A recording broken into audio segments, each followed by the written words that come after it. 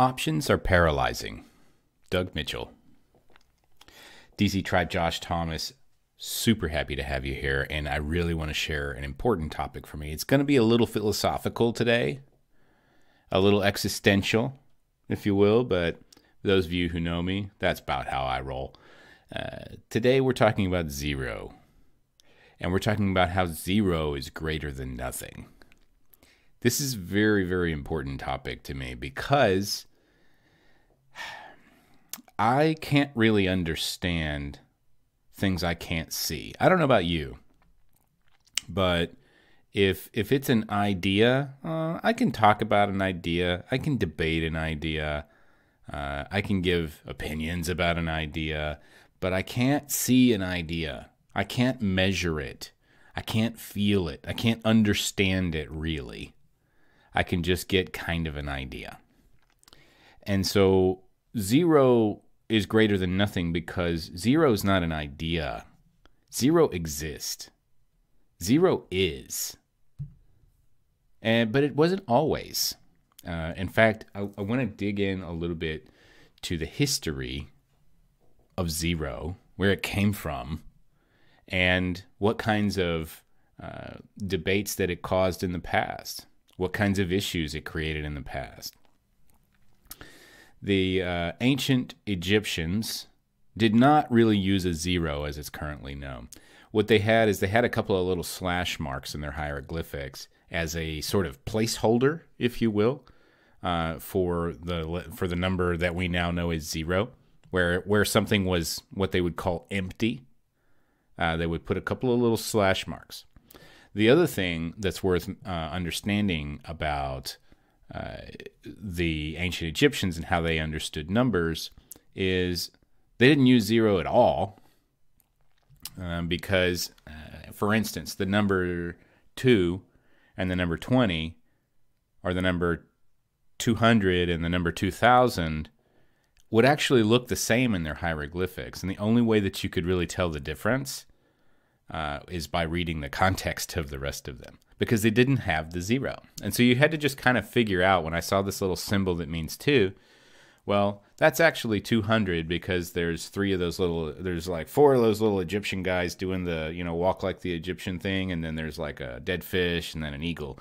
And then that means it's 2000. Oh, of course, yeah.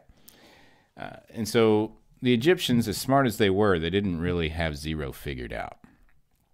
But naturally, and as you may expect, the pre-Columbian Americas was the forefront and the leader of understanding mathematics in early civilization. And the first representation of the number 0 that anybody can find that's actually a 0 is from the Olmec civilization that ended around the 4th century BC. And those guys had it on what they call their long count calendar. Most of us are familiar with the Maya long count calendar, where the world was supposed to end in 2012 and all that stuff.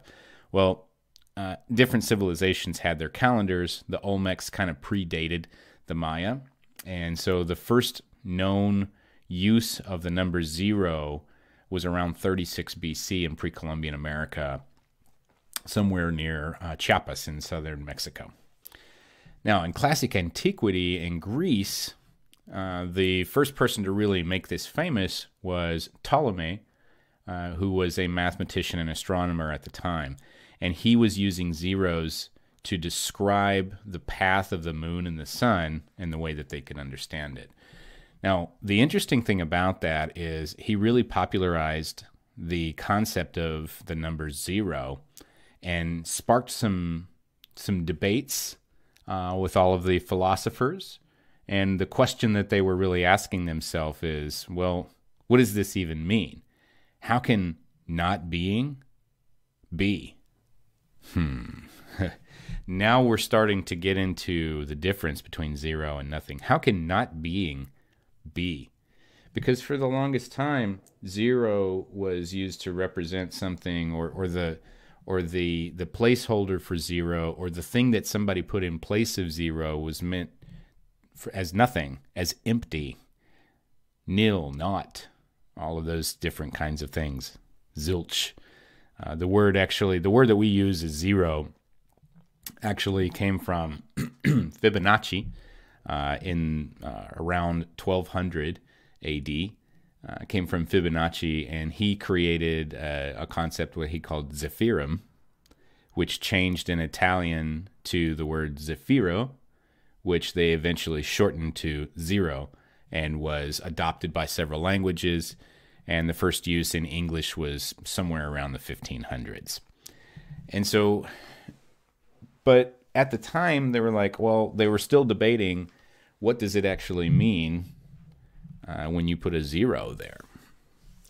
And I want to submit, even though I'm about 1,000 years late for the argument, I want to submit my evidence that zero and nothing actually are not the same thing. Zero is actually greater than nothing. Zero is better than nothing. Zero is more valuable than nothing, because zero can be measured. Zero represents a result. Zero is a force of magnitude. Zero is exponential. Zero is infinite. Nothing is nothing. I want you to think about this. If you're on a sports team and you're sitting on the bus and the game is canceled, what was the score? The score was nothing, because there was no game. The game was nothing. Now, let's take the same scenario. You're on a sports team. You go to the game and you lay a turd, and the other team thrashes you, and the score is 50-0. That zero is greater than nothing, because you played the game and you got a result, and that result was measured. Let's talk about your income. Let's talk about opportunity. Let's talk about how do we create something from nothing. You want to be an entrepreneur. You go out and you read a bunch of books. You listen to a bunch of podcasts, maybe even this one. And you think, man, I got a good idea. Oh, I'd love to try that someday. Man, I'm going to really think about this. I'm going to ask a bunch of questions about this. I'm going to read some more books about this.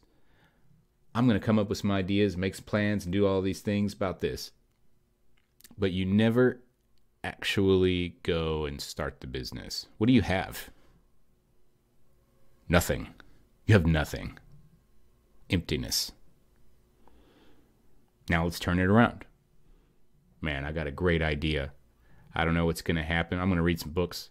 I'm going to listen to this podcast. I'm going to talk to some people. And I'm going to go out there and I'm going to ask somebody, hey, would you like to buy my shit? And they say no. What do you have now? You have $0. You have zero. But with that zero, you just got assessed. You just got measured. You just got data and feedback that you didn't have when you had nothing. Zero is a result. Nothing is a concept, an idea. But zero is definitive. If you get zero, you did something. If you get nothing, you did nothing. I want you to really think about that. And this applies to anybody who's out there trying to start something, who's trying to be an entrepreneur or a real estate investor or anything that you're wanting to do. You want to go to college and you want to get a degree. Let's say you go to college, I signed up and, I went to all these classes and I failed every single one of them. How many degrees do I have? 0. But what if you never went to college? Well, you don't have 0 degrees. You have nothing. You didn't try. 0 represents effort. Nothing represents no effort. I'll say that again. 0 represents effort. Nothing represents no effort. Don't be afraid of 0. Don't be afraid of scoring 0. Don't be afraid of earning 0. Don't be afraid of receiving 0. Because all of those things means that you are being measured, you are being assessed, and you're getting a result. A measurable, definitive result. 0 is definitive. Now, how can you apply that to your life right now? You can talk about your professional career, which we just discussed. What about relationships? What about your children? What are you getting from your children and your significant other? I have a daughter. She's 15 years old. And I have done my best my entire life. And I'm not perfect. I haven't figured it all out. And I probably make a ton of mistakes. And we don't have the most amazing relationship in the world. But she knows I'm there. And sometimes when I reach out to her and I send her a text message or something like that, the effort that I get back is kind of 0. You know, she's kind of doing her own thing. She's in her own world. She's a teenager. And, you know, I get 0 effort back. Like, okay, yeah, Dad, whatever. But that's better than nothing. It's really better than nothing. Because what I got from my dad was nothing. And there's a big difference. Because my dad didn't call me. My dad didn't say, "Hey, son, how you doing?" My dad didn't show up to the things that were important to me. My dad didn't call me. He just didn't care. He was nothing to me. And so even though I might get 0 effort from my daughter right now, and when I send out a text message and, you know, she doesn't reach out to me all the time, I'm still doing the work. She still knows that I'm there. And even though we can measure the progress that we're making with zeros sometimes, at least we can measure it. At least it's not nothing. 0 is greater than nothing. That's what I wanted to share with you today. Thank you for listening. I'd love to hear your thoughts on this. Engage me in a conversation. Show me in your life where 0 is greater than nothing. And if you've got a topic you want me to discuss on a future solo, you can find me on Facebook or you can find me on Instagram at JoshThomas80. Until next time, go get something done.